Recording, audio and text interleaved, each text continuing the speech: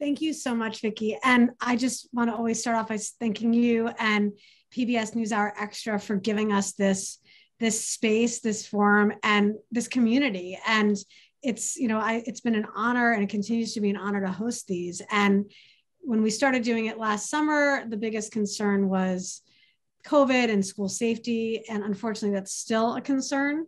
But now we have another concern added on to that, which is what we're going to talk about today, which are basically these state preemption laws.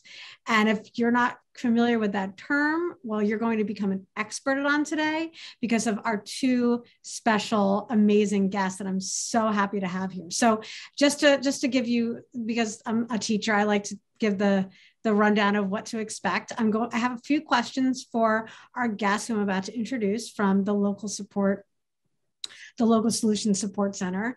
And then you're also the special guest because you have a lot of information on the ground right now about what's happening in your locations, in your local school districts, and your states. So we also want to learn from you.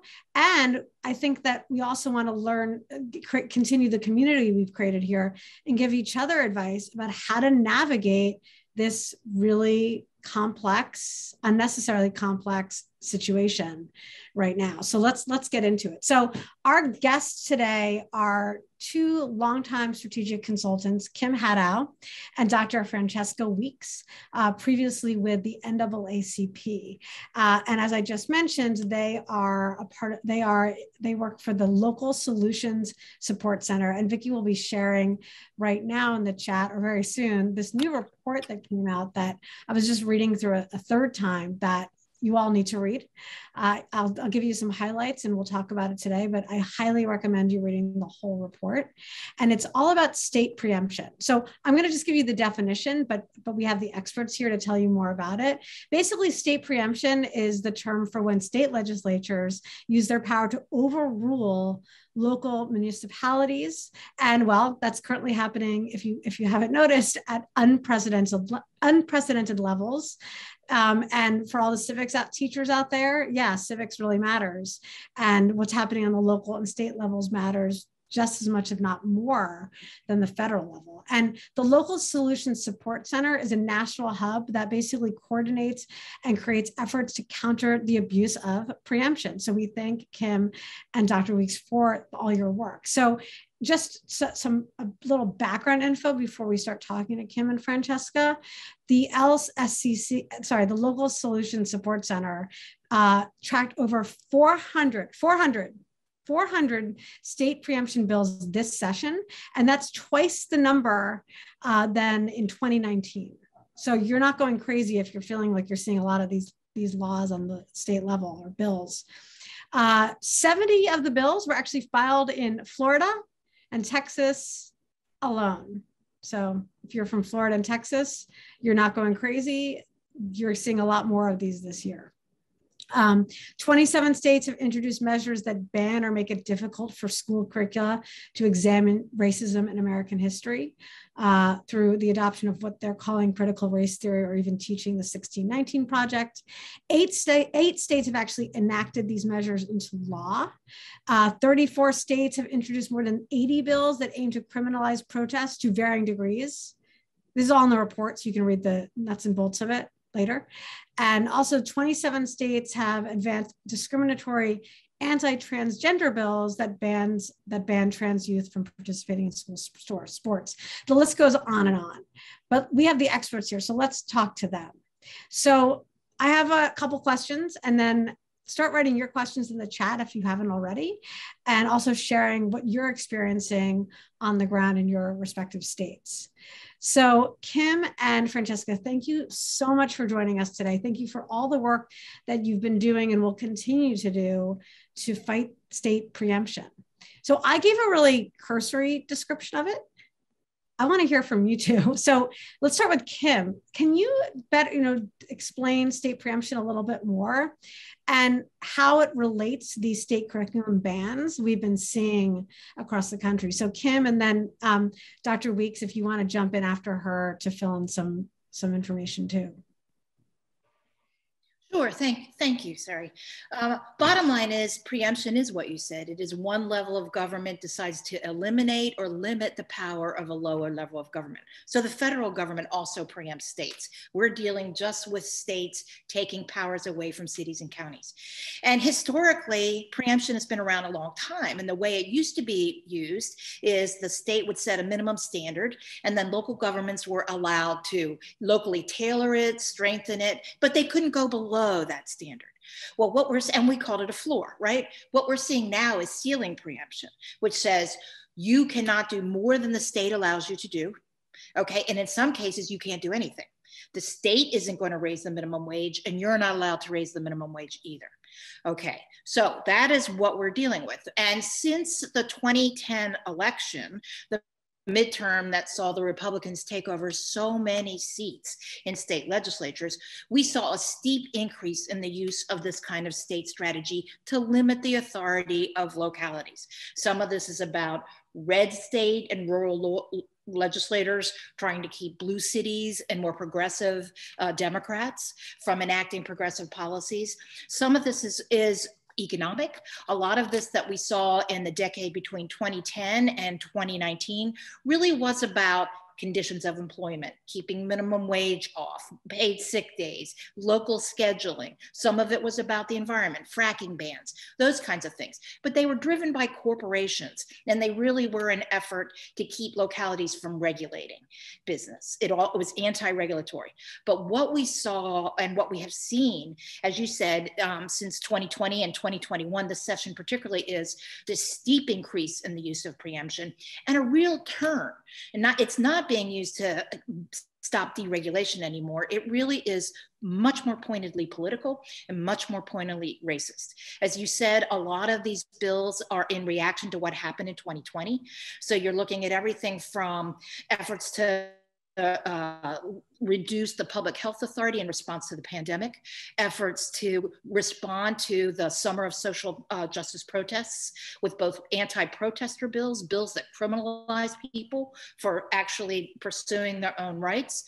What we're seeing now, the efforts to ban the teaching of race and racism and the true history of America's past.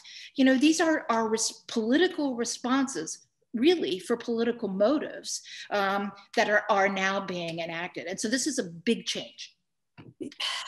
Thank you so much for that information. I think it's really important for us to understand the context, because a lot of this kind of fell on us at the end of the school year, it feels like. And we saw bits and pieces of it, but I really appreciate the context to understand this environment that we're in and why this is happening. So Dr. Weeks, I'd love to hear from you a little more about this. My question for you is kind of like adding on to that, which is like, why do you think this is, I mean, Kim already mentioned this, but I want to hear a little more from you on this. Why now? And is it different than what they've been doing before, and how so? And why do you think so, if that's the case? Right. So as Kim mentioned, like preemption can be dangerous. It's something of great concern that we have, but preemption hasn't always been something bad. When we look at the Civil Rights Act of 1964, it was actually put in place, and states and cities could not prohibit those protections to make sure people had voters' rights and people had segregation. It was eliminated in our school system. So preemption has not always been bad, but we've started to see that trend and things changing very rapidly. Why is that changing? It's changing because actually people are becoming educated. That's the pun around it. People are learning more. People are learning more about the history and what's happening. And over this past decade, we've started to not just talk about Black history in February. We've started talking about the history of Black Americans and what's been happening for the past century, the past 2 centuries. And now that we've seen more people become aware, educated, even with the Black Lives Matters movements, we've seen a lot of people at the protests organizing protests that don't look like the Black community. And that is scaring a lot of people. There's a lot of fear behind that when people start becoming educated and knowing this is the true history of the country. So when we start looking at those different things, we say, hey, why all of a sudden are we seeing different laws coming in to prohibit this education? because we've also seen now it's not only education, but it's also people's being able to have the right to speak up about it, to protest. There's also preemption bills in place right now, anti-protest bills, one really large in Florida that we can talk about a little bit more in depth, but it's happening now because people are becoming educated and they're looking at how do we stop people from becoming educated. There's also a shift. You look at the different political landscape across the country, more people are becoming liberal and progressive. And in this time, we have to look at how are they trying to limit people's education and from those future generations becoming more progressive and liberal. So that's just the why of right now is becoming so very important, because they don't want people to know. They don't want people to be able to make their own decisions and decide what they want to believe. So I believe you guys as educators, you guys are so valuable because the information you're sharing helps the generations coming up to be able to decide what they would like to believe in and what they would like to advocate on. Thank you so much for that. And if you, Kim, do you want to add on to that at all? No, I think Fran said it all. I do think that one thing we do know, I mean, and we've talked about this, is in some sad ways, this is a very painful means to a larger end too. There is politics behind this. I mean, I think that we're seeing members on the right talk about trying to make this a Tea Party 2.0 movement, right? You know, there is now all this effort to try to recall school board members. I mean, Steve Bannon, who was the Trump advisor, said the way to save the nation is through the school boards. And so this is part of a much larger political agenda. The problem is the short-term cost, as Fran says, is huge. I mean, you're deliberately keeping a generation of children. You know, you're not being honest with them about what our collective history is. You know, they are learning a lie. And that, you know, these are the people we're going to count on to vote and to make policy, you know, and to keep our Constitution alive and vigorous. And if they don't know the truth about our history and what really has happened to us as a nation, you know, they can't participate honestly. They are not going to be active participants. Absolutely. Yeah, thank you. Because you actually anticipated my question that you already answered, which is, what are the political ramifications for this? So you already answered that. And so then it brings us into my next question, which is, we're in a room full of educators mostly right now. So we're in a position that I don't think a lot of teachers went into teaching because they wanted to be in the political hot seat, but here we are. Our job, I mean, I like just want to teach facts in American history, like I think everyone else in this room, I want to assume. So now I have to ask this question that I never thought I would have to ask, which is advice for how teachers and school staff, can protect themselves in this current climate. So how can teachers and school staff protect themselves in this current climate, especially in states with these bans? Because, and I'm actually going to have Jean jump in with her question once you answer that, because she has some specific topics that she teaches, that I teach, that she's concerned about now. So I'll pull you in a second. But so Kim or Dr. Weeks would love to hear from you on that. It's a tough question for sure. Well, I can start. Fran, would you like to go? Yeah, I can start. So like in the community, I'm an organizer and I work in the community and I work with different unions and different community leaders on how we advocate around issues. And one of the biggest things I tell people to say is, you know, we have to make sure that we are speaking up for what we know is right for our communities. And I know one of the hardest things though for teachers is that we have a lot of bureaucracy by our I'm in Baltimore, and just by our Baltimore system, we have a lot of bureaucracy politically of what can be done for teachers.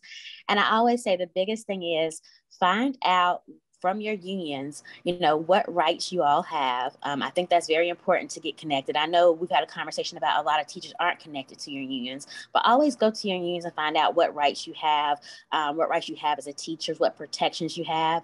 I know there's a lot of topics. I did see the topics that Jean dropped in.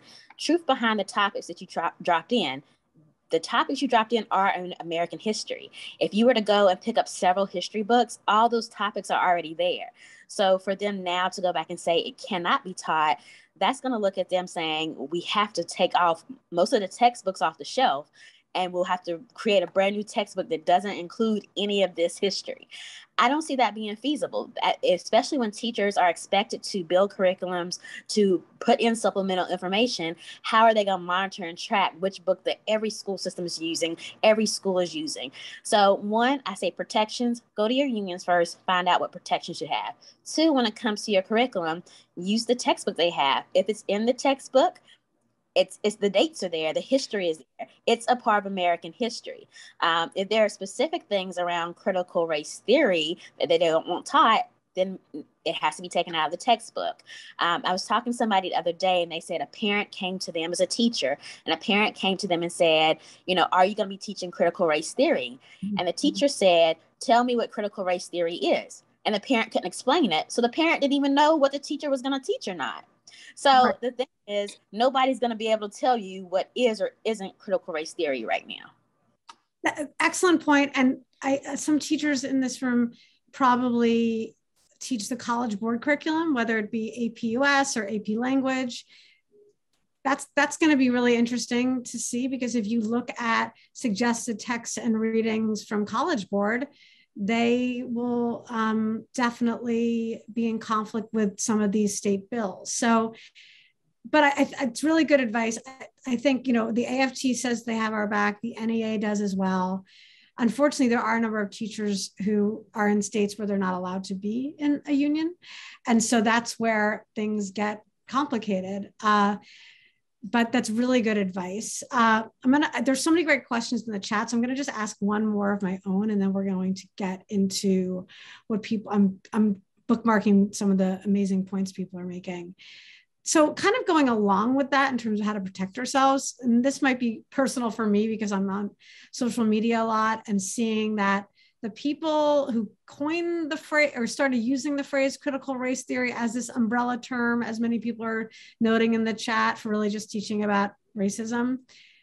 I mean, it's evil, but it's pretty genius what they did, because here I was tweeting about critical race theory for like June and July, and the news was covering it nonstop, right? So my question for Kim and then Dr. Weeks is, what's the best messaging we can use? Because obviously this is a political and messaging war, whether we like it or not. And so aside from protecting our jobs and ourselves, if someone wants to get into the ring, like I have and others in this room have, what advice do you have for messaging around this so we don't fall into the trappings of using even the term maybe critical race theory? Kim, Dr. Weeks? Well, I do think it is a trap. I mean, I think, we talked about, and in fact, in many states where testimony was taken, no one's teaching critical race theory. It isn't, this is about really, an effort, as we said, politically to keep people at each other's throats. And it is an effort to create a political momentum and a political fight. But I would say that, at the end of the day, it is about the language from the Zinn letter, the day of protest, all right? It is about refusing to lie to our children. We refuse to lie. We believe that there is an honest accounting of the truth, and of our history that must be shared for us to move on. I mean, I don't think we can move on as a nation until we come to grips with what the past and what happened in the past. And so I think language and messaging that has to do with, we're going to tell as teachers, we're going to tell our children the truth. And I think it's very hard to deny it is the truth. I think that's why they're relying on something that can be shorthanded as CRT, frankly. Fran? Yeah, Fran, thank you. Yeah, I think one of the biggest things I tell people all the time, even when I was in school, like I said, the month of Black History Month, we talked about Black history, but I've never heard a teacher talk to me about racism or anything like that, just because we've never talked about racism. We're barely now in this country ourselves as adults talking about racism and becoming comfortable about it. So I think right now the biggest fear that people are thinking is that this critical race theory, we're going into our school systems and we're going to talk about systematic racism with our children. And it's not that. We're really looking at talking to them about what was the true history, making sure it's inclusive of everything that's happened. So I always tell people it's American history. We always say we're a proud country. We stand by our history. we have to stand by our history, and that's the bottom line behind it. If there is something in our history that we are ashamed of, which there's several things we're ashamed of in our history, we're ashamed of even talking about World War I, World War II, some of the things that we've done, but we still teach it. So we can't shame and put shame on certain topics, but still want to talk about other topics. And the last thing I will leave, I'll say this: I always want to encourage our educators, keep doing your job, be the teacher that you are, because that's what you went to school for, that's what you were trained to do. And we should not put fear in people because to not do your job, to not do what you love to do, what you love teaching about. Yeah. Thank you so much. And when we had our preliminary discussion about today, Dr. Weeks made sure to emphasize she really wants to help us feel less hopeless right now, because first of all, then we're letting them win and put a damper on our jobs, which is, I went into teaching, to teach the truth, to teach the facts, to teach critical thinking. And part of that involves the hard history. And I really appreciate you mentioning that, to not feel hopeless, remember why and powerless, remember why we got into this profession, and that we can organize and come together. And that's what we're about to do right now. So I want to start with Jean has her hand up. Deborah, I want to go with Deborah and then Jean, because Deborah shared, because going back to my question about how can we protect ourselves, Deborah, I'd love for you to jump in right now so we don't miss this, to share with us about the legal working group you mentioned. And then Jean, I want to get to you. You've made so many amazing points in the chat. So you're next. So Deborah and then Jean. Oh, thanks. Thanks so much. I'm with the Zin Education Project, and Tamara is also online now. We are national organizers for the Teach Truth campaign. The Teach Truth campaign is a combination of the Zin Education Project, Black Lives Matter at School, and the African American Policy Forum. AAPF has been having a number of working groups, and I met this week with a legal working group. There are a number of legal strategies that we are pursuing. I put them all in the chat, but to reiterate, one, we are working with a guy up at Harvard to set up a hotline for teachers so that should they confront something that's related to these bills in their work as teachers, there would be a legal hotline with pro bono attorney support. As Sari said, the unions are willing to support, but not everyone is represented by a union. And if you feel like your local isn't as kind of progressive as you would like, you can always contact the national, because AFT and NEA are on board. They are also working on some Know Your Rights pamphlets, booklets to send out to teachers just as kind of physical support.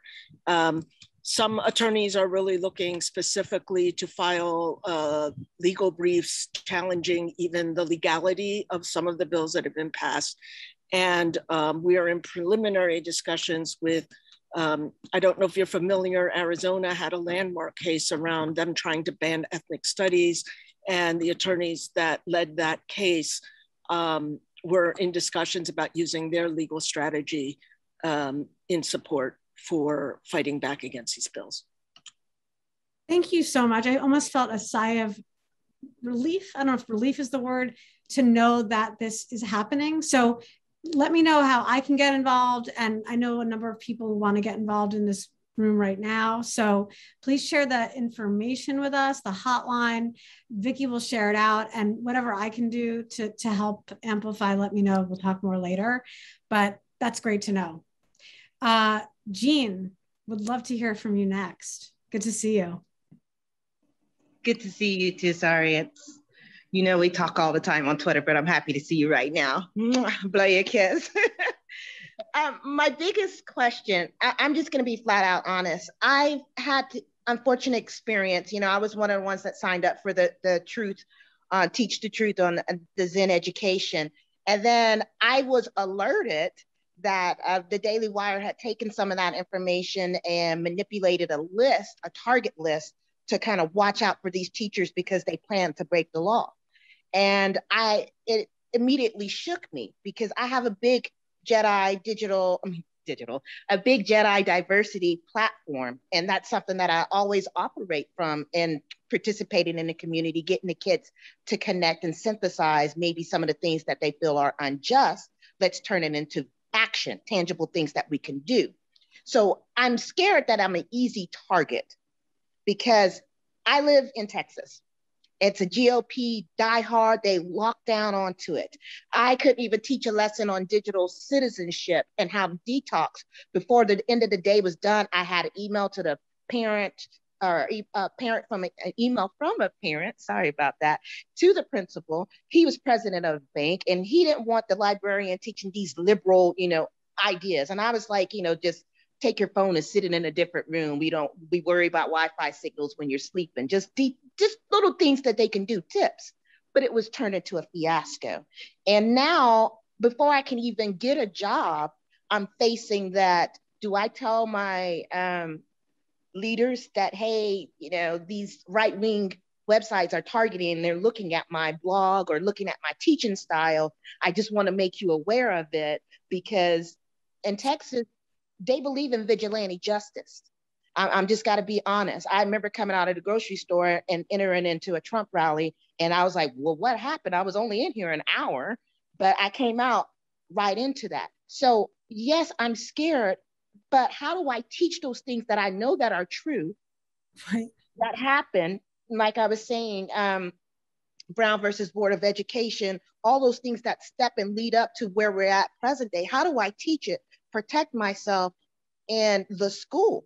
Because people are crazy. They may try to get me at school. I know that sounds crazy, and it is, but those are things that I'm literally thinking about. And I'm trying to decide right now, do I want to stay in a library and just teach from that aspect? Or do I want to get back in a classroom and, really do that work? And then how is that going to come back on me? Thank you so much. And we've been talking about this not on Zoom, but offline. Well, online, but in a different format. I was going to say offline. Who knows whatever anything is anymore.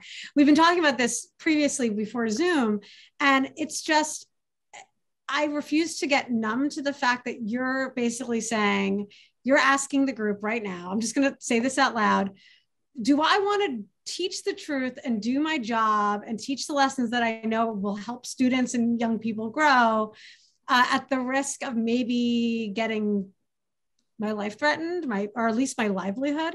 My livelihood, my safety, everything. And what's just chilling is that I see people with their cameras on shaking their heads like, yep, So it doesn't even matter where you live, because I just saw that in Park Slope, some white administrators took down this diversity celebration display that fifth graders put up. I don't know, I'm sure you're all tuned into the same news as me and saw that. I'm not comparing the two, but I'm just saying that you could live in a very liberal place and still deal with backlash from parents, maybe not death threats, but things that make you feel like, oh, paranoid, gaslit about you just teaching the truth and trying to help kids feel good about themselves and feel represented. So thank you for sharing that. I think it is important to keep in mind that these are mostly people who are emboldened behind bots and fake pseudonyms and stuff, but it's still scary. And so I think it is a personal decision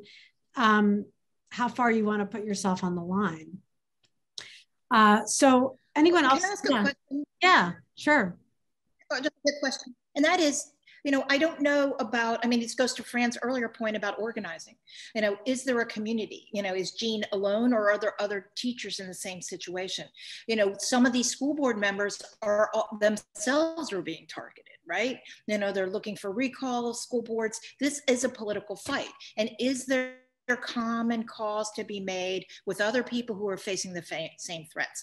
And then maybe trying to find legal action or some other way. But I do think, Jean, you are not the only person in this situation. And in Texas, we are already seeing the back and forth between school superintendents and the governor. We're in Florida also. The Broward County School Board has said, oh, we will abide by no masks, we will mask, we will fight, we will demand masking. And so I think a lot of the school boards and a lot of the superintendents are also in the same, crosshairs. And so maybe there is an opportunity to organize. That's a really good point, right? Because the right has done a really good job organizing around this and making people feel okay with threatening rape and death, because you taught about racism. So I just said that in a sentence, and it's something that happened. And so I think it's really important that I appreciate what the Zinn Project is doing. And I think that I want to learn more about that and how we can get more people involved there.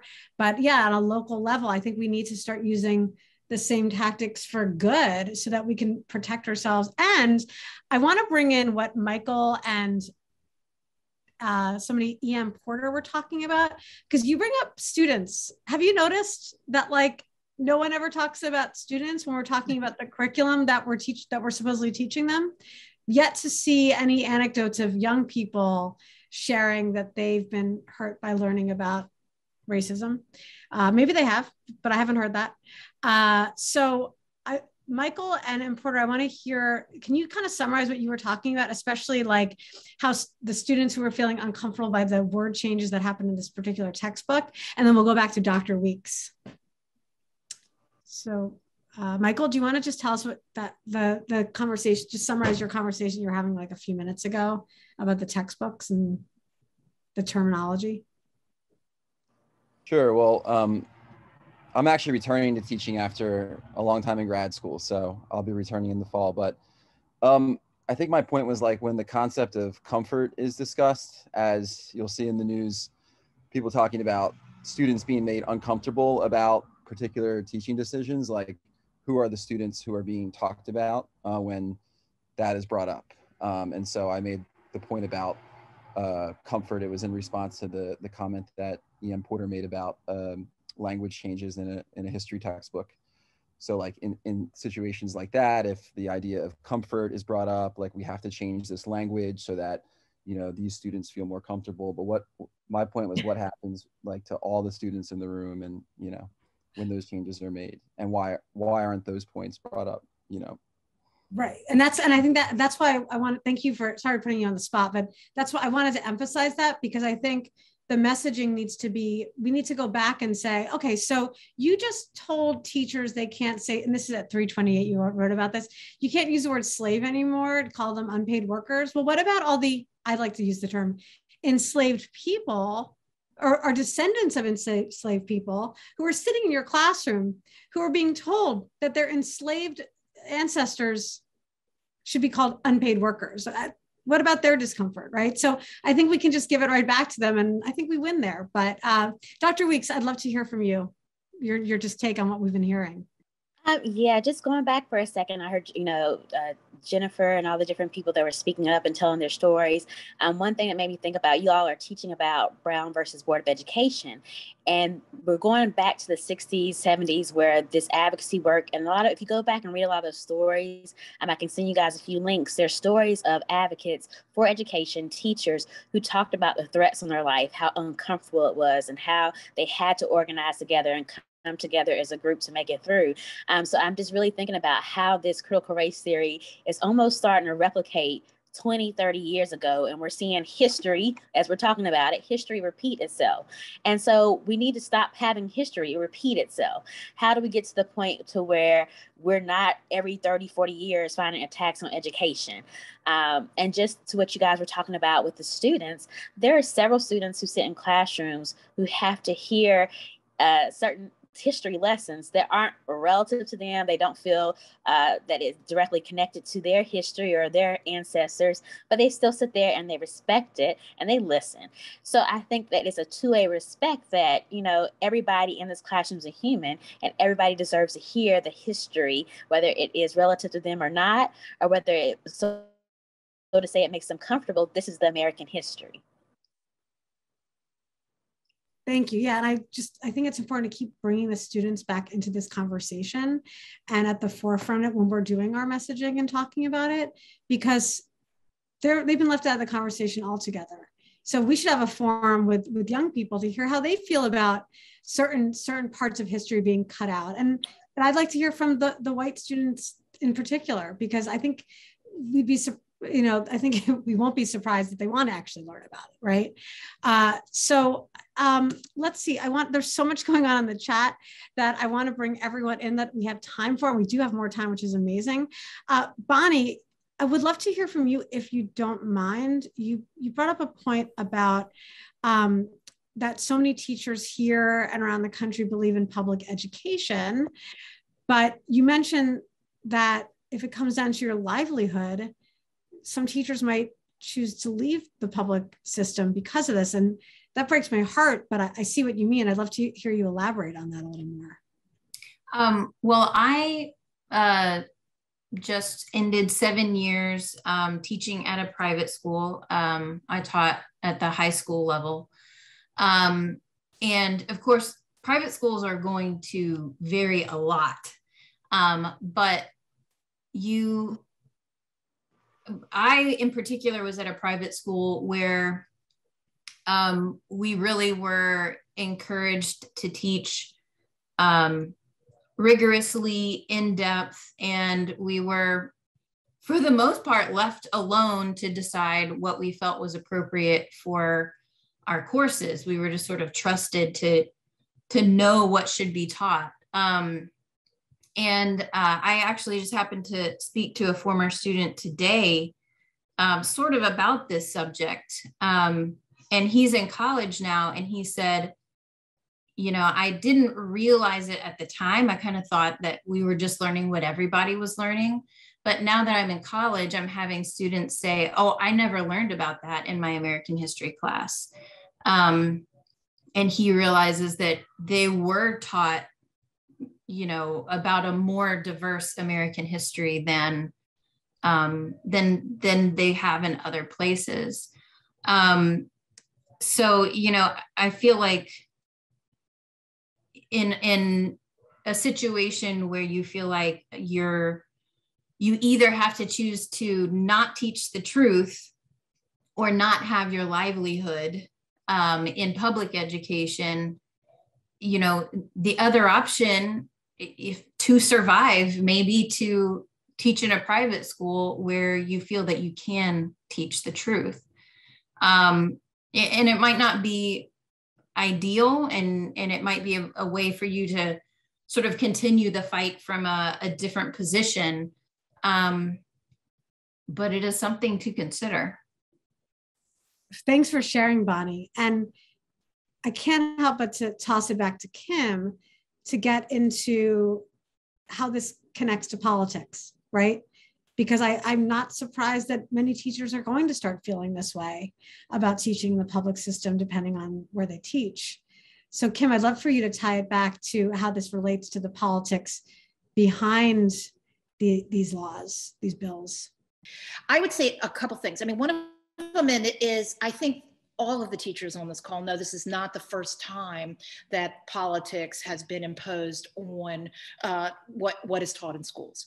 I live in New Orleans, and was a reporter when we had a long fight going on about creationism, right? Were we going to teach about evolution, or were we going to teach the biblical theory of creation?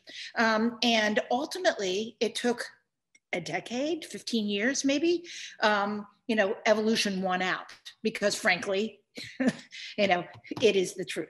But, we're seeing the same thing happen on, we talked about global warming, and we talked about climate change. What had happened in, between 2016, 17, 18, 19, is we saw a whole raft of bills that came in that actually told teachers to teach the lie, that climate change wasn't human caused. You have now 9 states where the law says you cannot teach that climate change and carbon emissions are caused by human beings.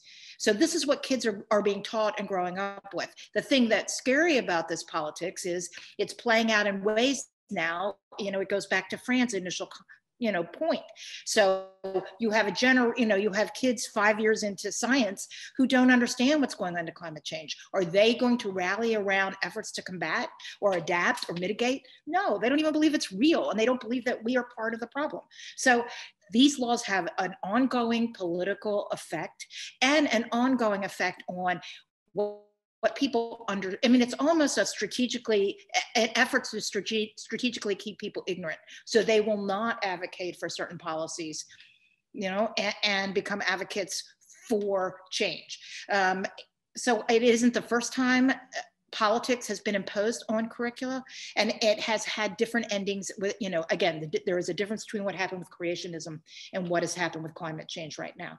But my hope is, you know, as we're sort of at, you know, a point with climate change and what's going on with the history, that it becomes harder and harder to deny what's going on with the weather, harder and harder to deny.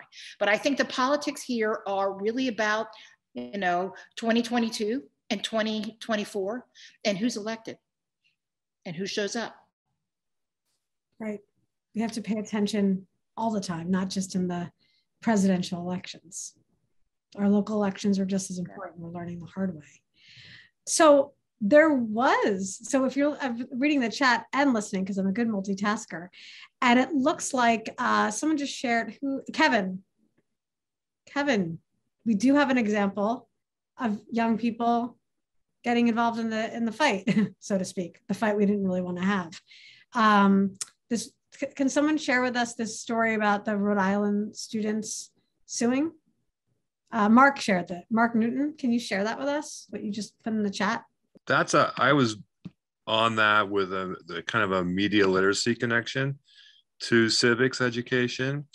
And that was brought up in a discussion that we had about, there was a lot of empowerment there that those kids took control of their circumstances and were advocates for their own, you know, selves in this regard. So they didn't win, but I think somebody mentioned this earlier, that the judge was like somewhat appalled that this is the way that it is, so to speak. So I think there might be some empowerment for teachers and for students to look at what happens if we don't teach that truth, and how can we maybe use the courts who are seeking truth to kind of maybe help us with that. So mostly it was an impressive group of students who took that upon themselves, so to speak.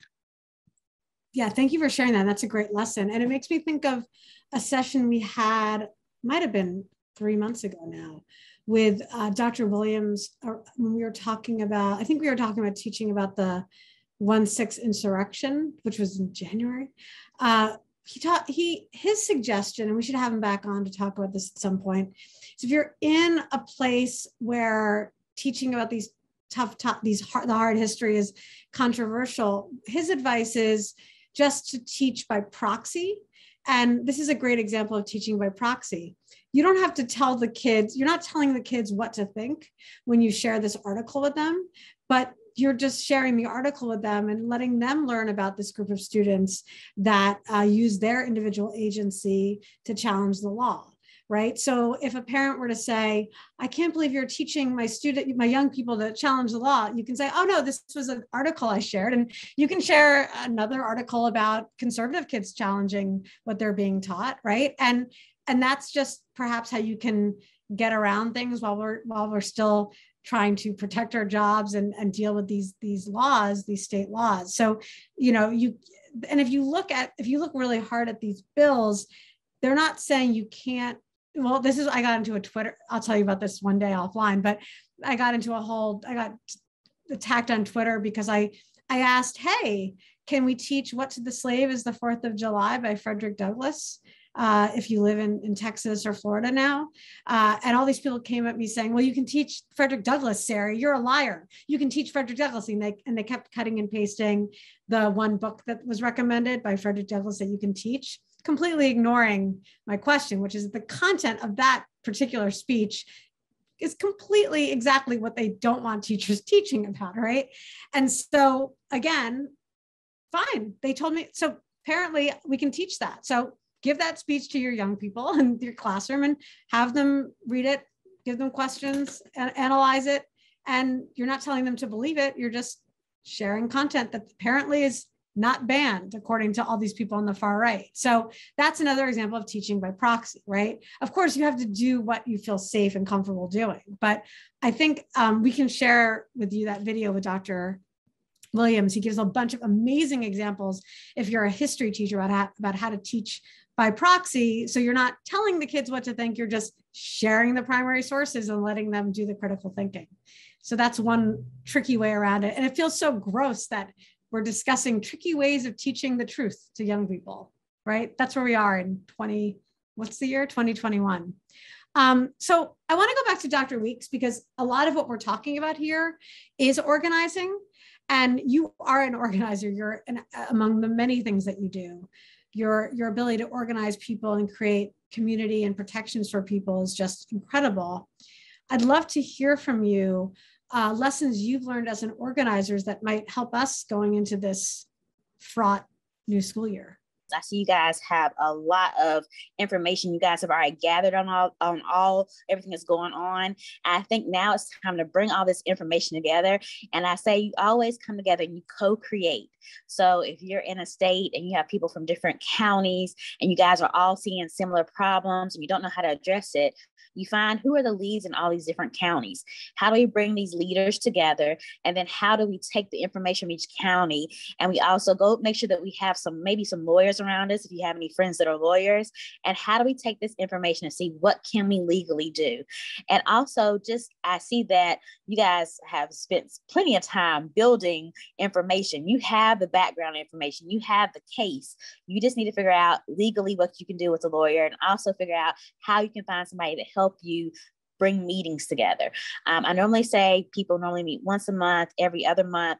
But in this case, you guys may want to meet every other week since this is moving so quickly. But you look at who can be the leaders, who can bring everybody together, who's that person that you know that can really get the teachers engaged and involved and keep everybody engaged. But I say it really is a lot of teamwork. It's a lot of work. People don't realize organizing and advocacy, it's an ongoing thing. It's a lot of work. But if you're committed to it and you guys have people around you that are willing to meet, figure out what we need to do, figure out how to protest, figure out how to get petitions going, figure out how to work with your elected officials to figure out who is actually proactive and willing to help you all and help you guys guide you through the process. Believe it or not, if you go and sit with a lot of your legislators, which everybody on this call, you have the right to email your legislators and request a meeting and go sit in their office or have a call with them. So it would be great if you even go talk to your legislators, go and talk to, again, your unions, go talk to your city school administration. There are ways you guys, because you are teachers, you're paid by the school system, you're allowed to go and talk to different people in your community, those different leaders you need. I also say, like I said, formerly I used to work for the NAACP. Look at these other advocacy organizations. They're interested in this topic. They will help. If you don't feel comfortable doing it, NAACP, Greater Urban League, a lot of these advocacy organizations, they will come on board and help you and jump on board, speak on your behalf, and that also protects you if you don't want to be in the front line of it. So there's plenty of things that you guys can do. I just saw Kim put her hand up as well, so I'm thinking she has some. Yeah, I was about to, Kim, I was about to toss it to you. Yeah, I would love to hear from you. I think amen to everything Fran said, but I think one of the things educators can do best is to educate. One of the lessons Fran and I have learned from doing this preemption work is that what happens is people feel very siloed, right? They feel like what's happening in their city or what's happening in their state is only happening to them. And when they realize that there are national groups behind this work, I mean, one of the things that people aren't realizing is that this is happening simultaneously in communities with model language that was created by conservative organizations with a deliberate political agenda. And when the motive is revealed and when the other actors are revealed, who is funding this? Who has written this? I mean, one of the things that people don't realize that chilled me when I found out about it was ALEC, the American Legislative Exchange Council, which writes a lot of conservative bills, okay, and Heritage Foundation, its action arm, held webinars for lawmakers all winter about critical race okay, and about banning and efforts to ban. They talked about what a threat it is. There are copies of the video around what they did in terms of this webinar, but they organized themselves and educated, I use that freely, loosely, their members to get them stoked up. This is a group of educators. Use the power of information, I would argue, to also motivate people and inform people about really what's going on here. Again, it's terrifying. It's telling lies to students about history, but it is a means to a larger end that is even more insidious. Thank you so much. And I think it's so important for us to keep reminding ourselves and educating other educators of this context, because hopefully it will inspire other people to organize with us. And I actually feel much more hopeful hearing from Dr. Weeks and Kim about ways that we can actually use our individual agency and create our own structures to protect to protect learning and the truth, right? That's what we're talking about right here. And we only have a few more minutes, but I wanted, actually, Sarah shared an actual real world example of what's going on in Ohio around organizing, because I do want to end on some positive note that there is some good work going on. Sarah, do you mind sharing with the group what you just shared a few minutes ago in the chat? Thank you for sharing that. Sure, I'd be happy to. Thanks. So in Ohio, there are 2 bills currently making their way through the State House. And apparently this is a common strategy in the State House here in Ohio with a Republican supermajority, to have sort of parallel but not quite identical bills going through at the same time, to have, you've got 2 targets, they're not quite the same, and maybe you can reconcile them later and then everybody can have a win. Anyway, it's all part of the game. But there's a progressive organization here in Ohio called Innovation Ohio. And although their main focus right now is on the redistricting fight here in Ohio, their other big priority is working on challenging these bills. And so they're looking for educators and looking for people around the state who want to testify and speak in the State House when these hearings happen, probably in the next few weeks, to oppose these bills. So I put my email address in the chat, or if you want to just DM me in the chat, that's fine. I'd be happy to put you in touch with the woman at Innovation Ohio who asked me to kind of spread the word to folks who might be interested. Thank you so much for sharing that, and we'll get that information out to everyone. We have time for one more question. I see that Aman has his hand up, so we'd love to hear from you. And then we'll wrap up. Yes, hello everyone. Actually, I am from India, and it is same education policy have been implemented in India also. A lot of discrimination happening. History have been hidden from most of the students currently.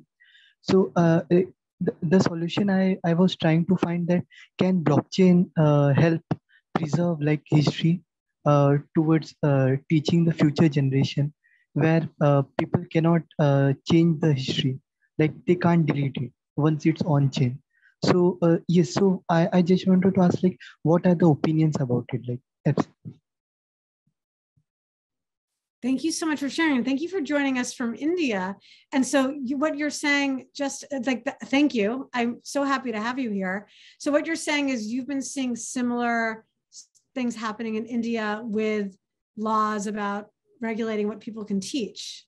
And so can you just ask your question one last time? Because I was so distracted by the fact that you're calling in from India, which is so exciting. Can you just ask one more time your question for the group? Yes, sure. So my question was that